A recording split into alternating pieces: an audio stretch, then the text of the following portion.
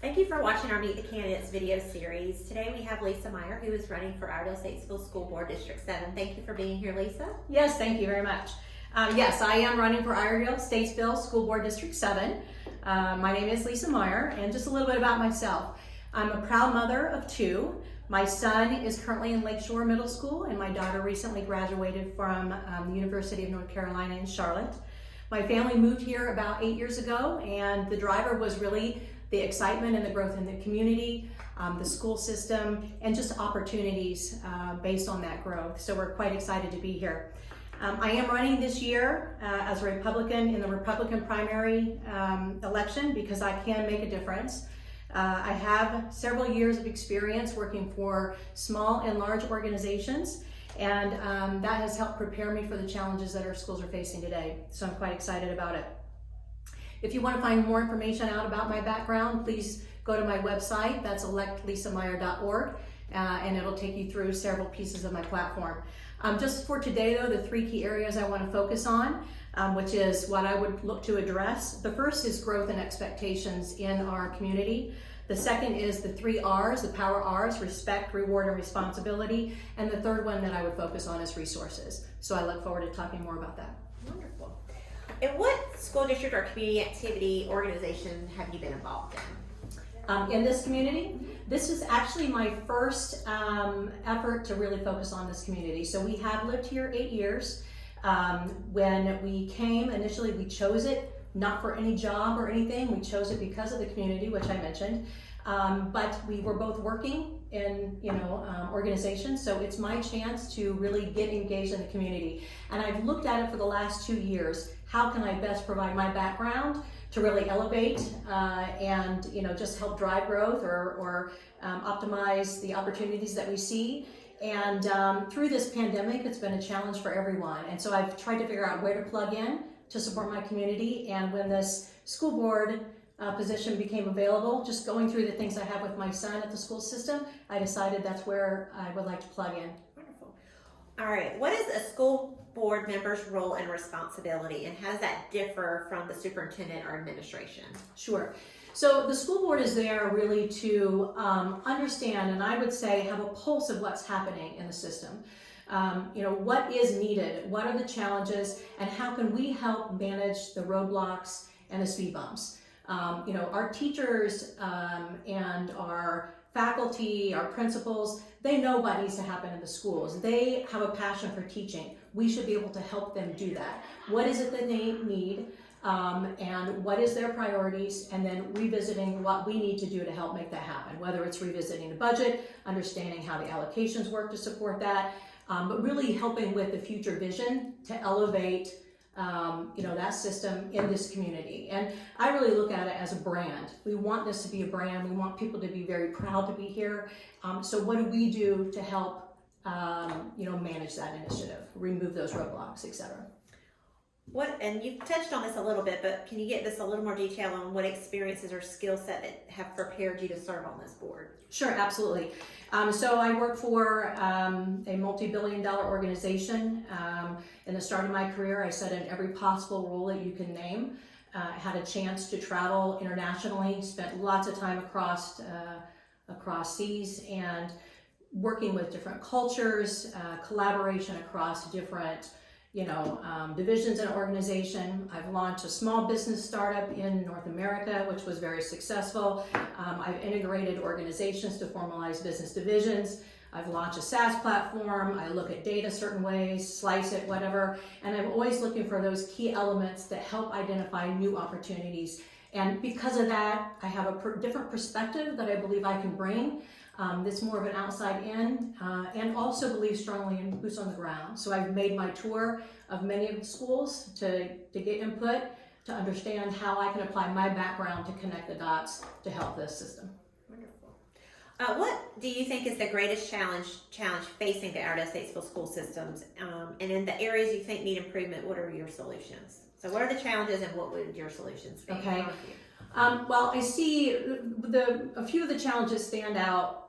Really are aligned with what's happening in the community. So the growth is, excellent. It's a huge positive, but with that, it also has its challenges. And so that's where I see one of the biggest focus areas is how do we align with the growth. Right now we have some overcrowding, it's in pockets, we are short teachers. How do we really look at aligning that so that we are maintaining and growing at the same pace as the community. So the school systems need to stay up. We need to elevate them to support that. And then the second part of your question was, what would your solutions be? So several solutions I would walk through. Certainly looking at the structure to keep our teachers here and also bring in quality teachers. I think that's incredibly important. Looking at how the schools are set up and structured today, where's the pockets of growth coming from? Some schools have a bigger impact due to a lot of new apartment complexes, etc. So just really revisiting some of those elements and looking at the budget and really understanding how to better manage that budget wisely. So what are the pockets of the money and how do we shift those to better support the priorities? What is your philosophy when it comes to following the safety protocols that are made by the federal, state, local governments for the student, staff, health, and safety? Your philosophy on those protocols? It's a lot of it. So the protocols are there really as guidelines, guardrails. It's up to us to understand the situation and what the situation is and how those policies, procedures, and so on apply to keep our schools safe, to make our children feel comfortable in school, and to best manage, the flow of what's happening when people are in and out of the school system. So I would say they're in place for a purpose. We have to understand the situation, how to apply those best. What could the district do differently to recruit, hire, retain highly qualified teachers and administrators? So there's, and in making my rounds, I continue to hear the challenges around salary, and the stipends were gone, they're back, etc. I look at the situation from like a three-pronged approach, and one of them is salary. Certainly we need to understand what that looks like and how we become competitive with, even our sister down south, right? We're losing people there and it's hard to bring people in here. So salary is one, but it's not the only one, because you can give somebody a raise, give them some bonuses, but they chose to be in teaching because they're passionate about it. So what are the other key pieces that motivate them to want to stay? So what is the reward? What is the flexibility? I've heard that a lot, and I agree. We went through COVID, people were working from home, they got into a different pattern. How do we help with the flexibility for teachers to be able to offset some of their challenges? I also believe in continuing education. Maybe there's a scenario that says we can support these teachers to go back and get their doctorate if they choose. That will help them elevate their position. And how can we sponsor that continuing education? So those are a couple things, but I always look at three key pillars, and salary being one of those, but there's certainly offsets on the other side. You've also touched on this earlier, but I'm going to go into a little more detail about what solutions you might recommend for building the new high school when the costs are so much higher than when the bond referendum was approved. Right. So first of all, I'd have to look at the budget. I do understand that we have the federal, state, local numbers, and local is what feeds a lot of what we do. Knowing that is such a small percent in the scope of everything, and one of the biggest needs is to manage our growth, manage our schools, and really elevate the look and the feel of the environment. It's our brand, right? So I would go back to the bond referendum. Great, let's talk about that again. Let's look at these buckets of money. Let's compare not just to benchmarks in North Carolina, which is what we do today. We have school benchmarks, but also look at benchmarks outside of the state. What other scenarios can we look at that helps us look at our future state and make sure that our path, the steps to get there, are clearly defined, and the funding supports that. So in the case of the high school, is it a number one priority? Yes. Do we have a growth challenge? Yes. So let's walk through the steps that have been put in place and compare to what needs to be shifted to support that priority obligation. What is the role of the schools in teaching children about topics such as sex education, cyber safety, wellness, bullying, and character development? What is the school's role in teaching? The school, so the teachers are they're the experts. They can feel the dynamics in a classroom. They've been trained for that. To touch on a topic to make sure that a child has an understanding is one thing.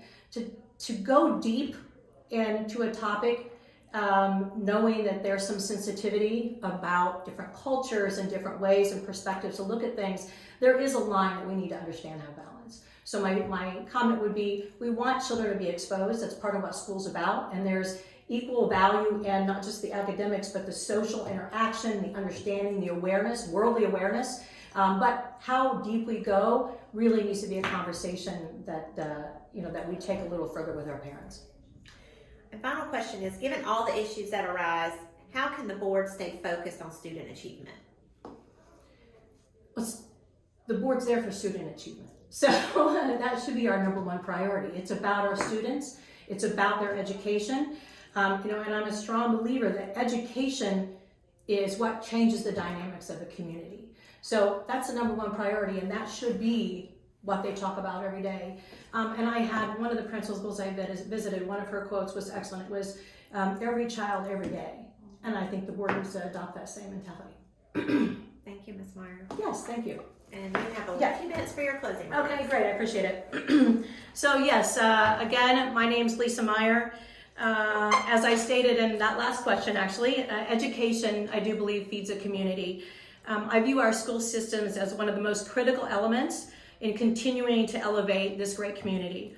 I'm a parent, again, of a student in this school system today, and I bring business acumen and data-driven approaches. I have a passion about our schools and our educational system, and I'm excited to be able to apply my background to support our schools and to identify new opportunities and solutions. I look forward to building a culture of trust through transparency and open communication, respect, and action. My name is Lisa Meier, and I look forward to working with you. Again, my website is electlisameier.org if you'd like to learn a little more. And I look forward to being your candidate this November, but I need your vote in the primary election. Thank you.